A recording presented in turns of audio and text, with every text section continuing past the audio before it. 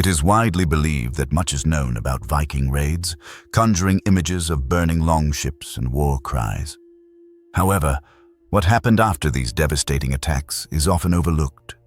When the battles quieted and the smoke cleared, the women who survived the horrors of the initial assault faced a fate that sometimes seemed worse than death. What was the destiny of widows captured by the Vikings? Why were some spared while others were discarded like broken tools? The answers to these questions lie in the records of slave markets, genetic studies, and burial artifacts, revealing stories that ancient sagas dared not tell. At the heart of this narrative are archaeological finds and medieval chronicles, shedding light on dark chapters of history. The morning of June 8, 793, marked a turning point. The bells of Lindisfarne Monastery heralded morning prayer, but by midday they tolled for the dead. Viking ships, like ghosts, emerged from the North Sea mist, descending upon the Northumbrian coast. Monks fled in panic, but few escaped. Yet the true tragedy was not in the plundered gold or scattered illuminated manuscripts, but in what befell the women from the surrounding fishing villages. In 1993, archaeologists discovered a mass grave containing the remains of 43 individuals, including 31 men and a child, as well as 12 women aged 15 to 45. Radiocarbon dating placed the burial around 793 AD. DNA analysis reveals the fate of the women who did not end up in this grave. Vikings raided not for senseless destruction, but for profit. The dead could not work, reproduce, or be sold in the slave markets of Dublin, where each person fetched 20 silver dirhams. Women who survived the initial wave of violence underwent a brutal sorting process, more merciless than any battlefield. Age and health played a decisive role. Pregnancy and having children clinging to their skirts were aggravating factors. Widows were divided into 3 groups immediately after the killings ceased.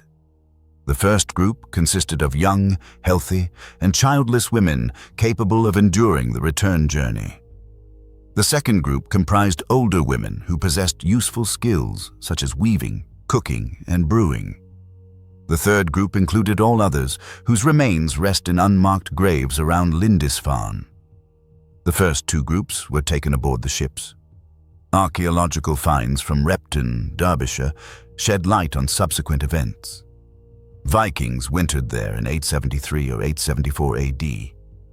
By 900 AD, the DNA of local women is found in the gene pool of Scandinavian populations.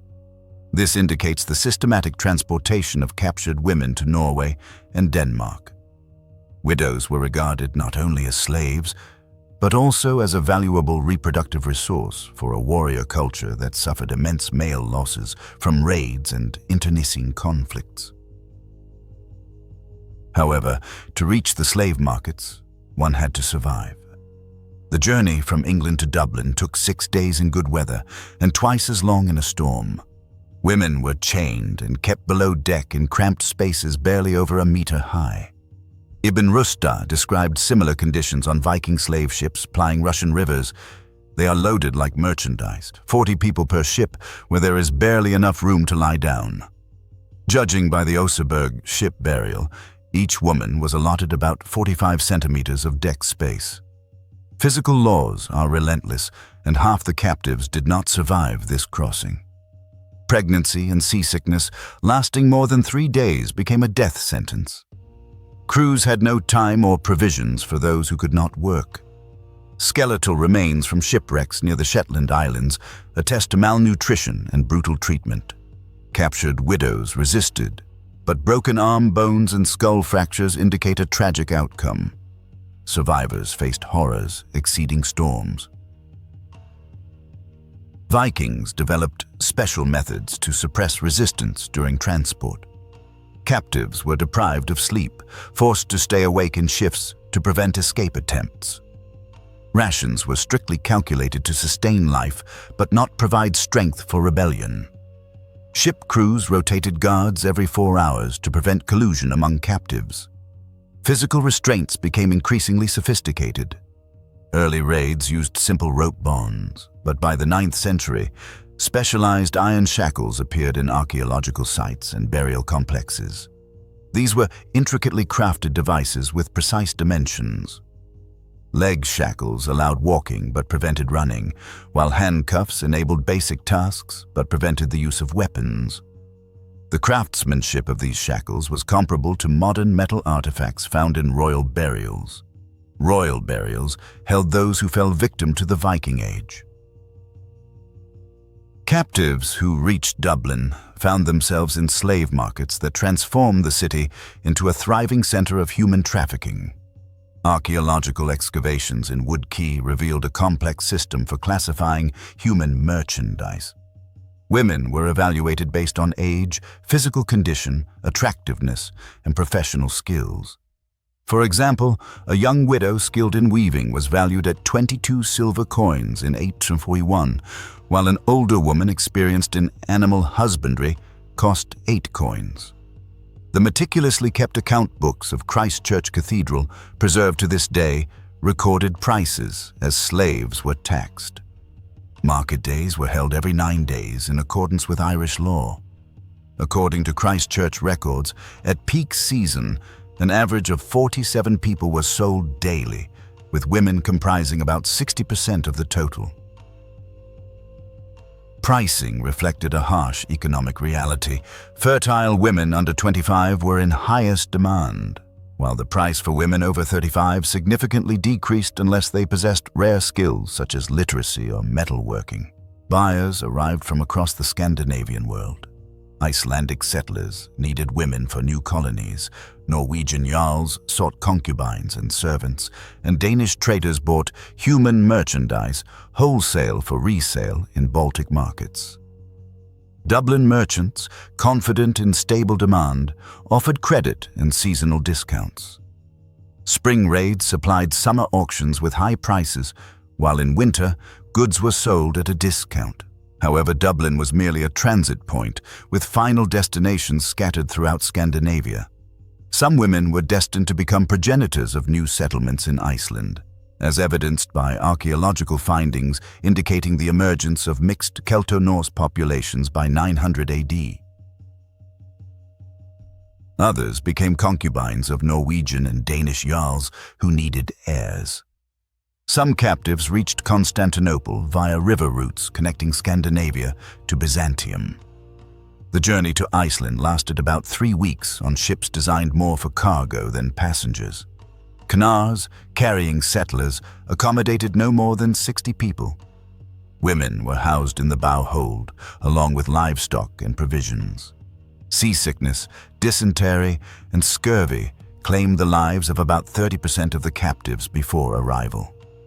Survivors had to contend with the harsh conditions of an undeveloped island in winters that proved deadly even for experienced Scandinavian colonists. Women transported to Norway entered established families that already had wives and concubines.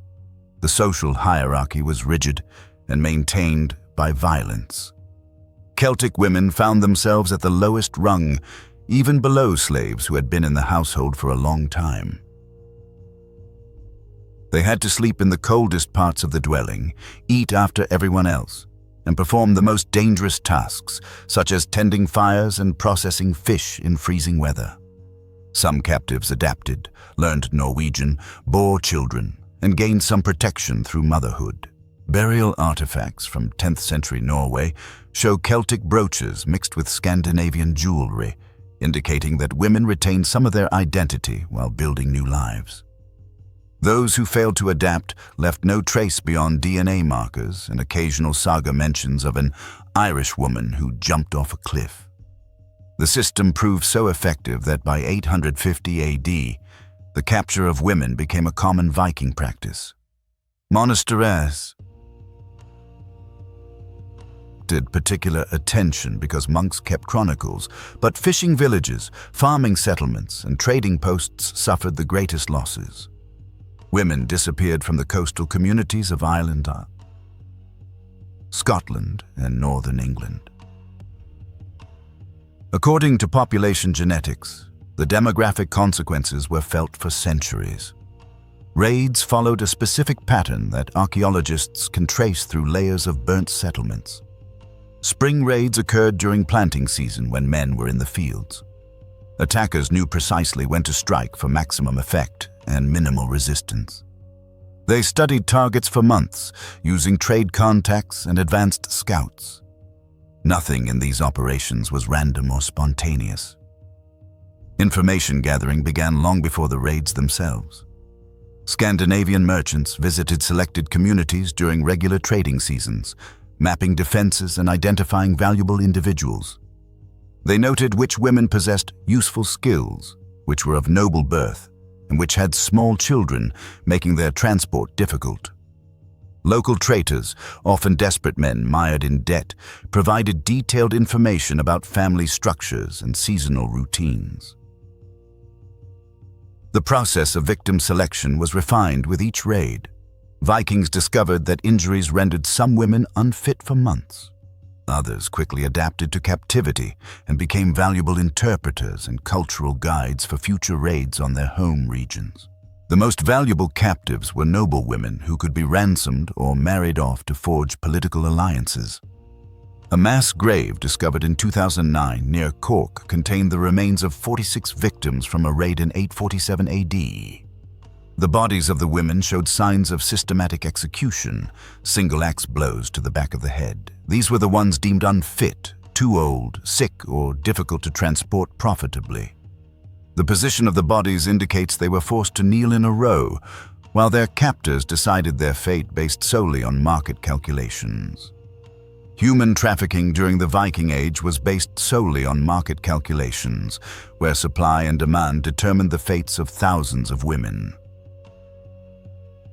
Methods of executing captives varied depending on geographical location and practical considerations.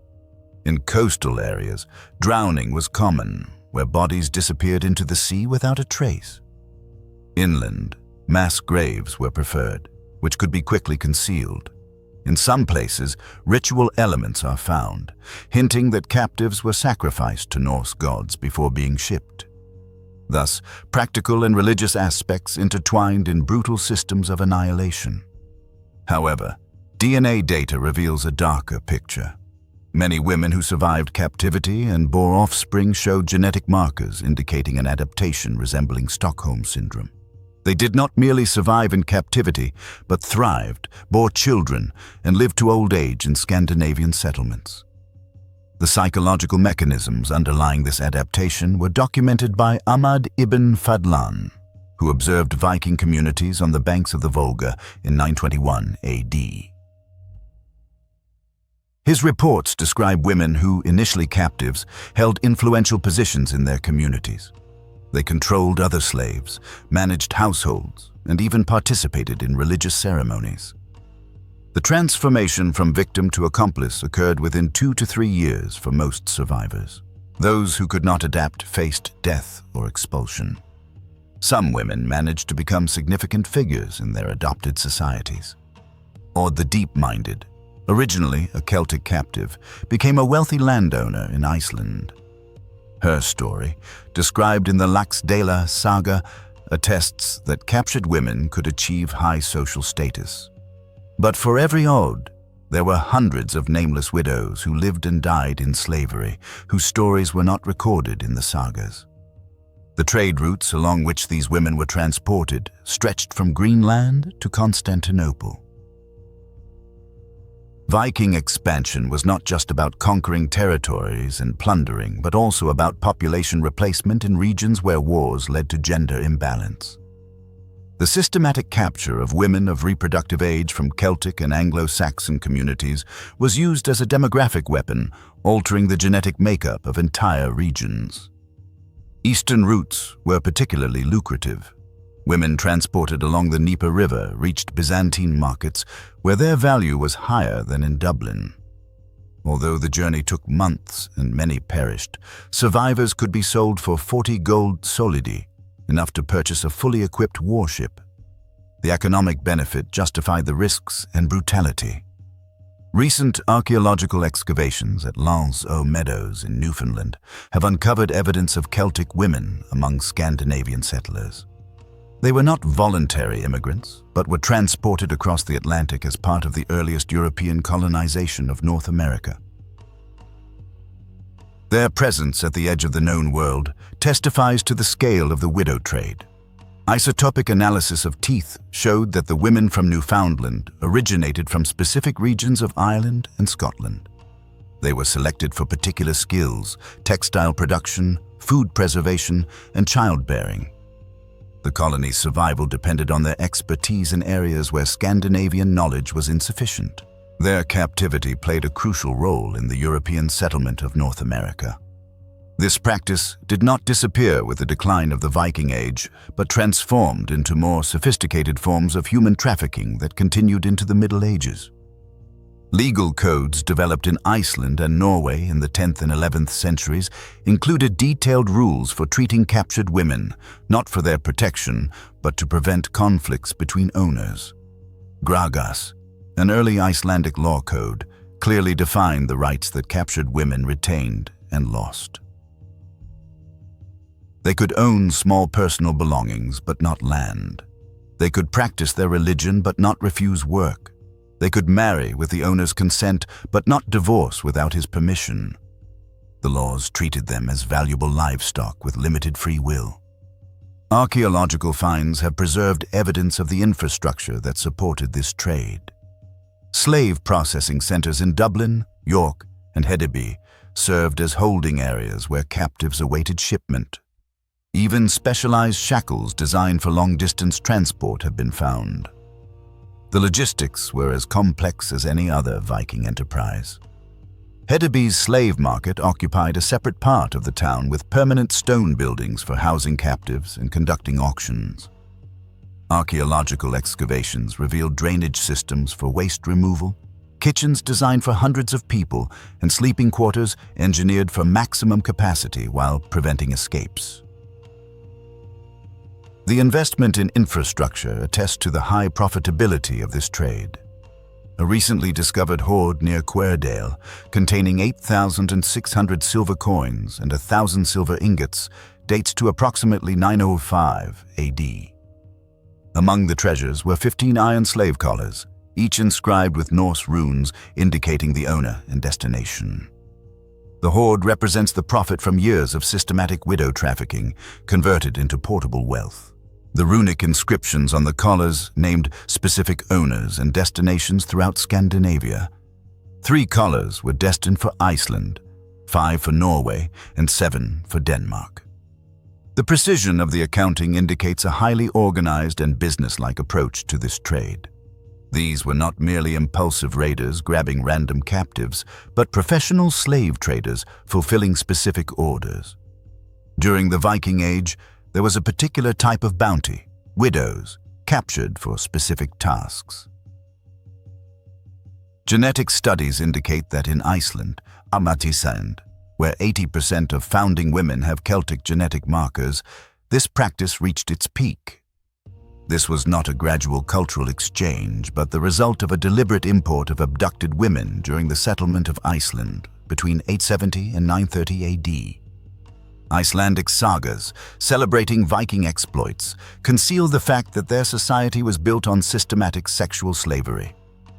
Modern Icelanders have inherited the genetic legacy of this forced migration, and mitochondrial markers point to specific regions of Ireland and Scotland that were frequently raided during the settlement period. The women who arrived in Iceland were not voluntary settlers, but captives whose descendants became part of the Icelandic nation. However, widows were not always passive victims. Some used their position to gain influence and protect other captives. They also preserved and transmitted cultural knowledge that might otherwise have been lost. Celtic elements traceable in later Norwegian art, music, and literature often stem from these captured women who became cultural mediators between different societies. Textile patterns found in 10th century Scandinavian burials show clear Celtic influence introduced by captive craftswomen. Complex weaves, color combinations, and weaving techniques spread throughout Scandinavian settlements thanks to the skills shared by enslaved women. The artistic fusion characterizing the material culture of the late Viking Age often began in workshops where captured women toiled. The widow trade spawned its own grim economy. A healthy young widow was valued at approximately 12 milking cows or one trained warhorse. These valuations appear in various sources, including legal codes establishing compensation for stolen slaves. To their captors, widows were not people but commodities with fluctuating market values, subject to seasonal variations. Spring captives, seized during planting season raids, were in higher demand as they were considered fresh and healthy. Summer goods, often kept in poor conditions for several months, sold at a discount. Winter auctions primarily offered damaged goods, women who had survived captivity but bore visible signs of their ordeal. The last recorded widow raid occurred in 1066, when Harold Hardrada landed on the Yorkshire coast before the Battle of Stamford Bridge. The old system of slave trading vanished with his defeat, but its demographic consequences shaped Northern Europe for generations. Modern genetic research can still trace lineages originating from those brutal markets and forced migrations. According to the Anglo-Saxon Chronicle, Harold's final raid captured 63 women. They were loaded onto ships that never returned to Norway after Stamford Bridge. The women either perished after the battle or were sold in English markets to recoup losses. Their fate became a symbol of the end of an era that had lasted 3 centuries. A mass grave discovered in 2019 beneath a Dublin parking lot contained the remains of 79 individuals, including 23 women, with signs of trauma indicative of systematic violence. Radiocarbon dating placed them at 902 AD, a period when Dublin's slave markets flourished, according to Irish chronicles.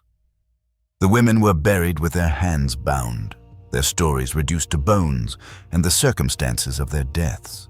However, one of them was found with a small silver cross, hidden beneath her clothing. Celtic Christian symbols, carried through months of captivity, preserved an identity that the market could not value or a saga erase. The cross bore a Latin inscription, Mater Dolorosa, Our Lady of Sorrows.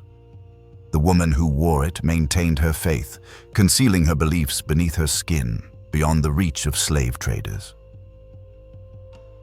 Her bones tell a story of systematic violence, but the cross tells a story of systematic resistance.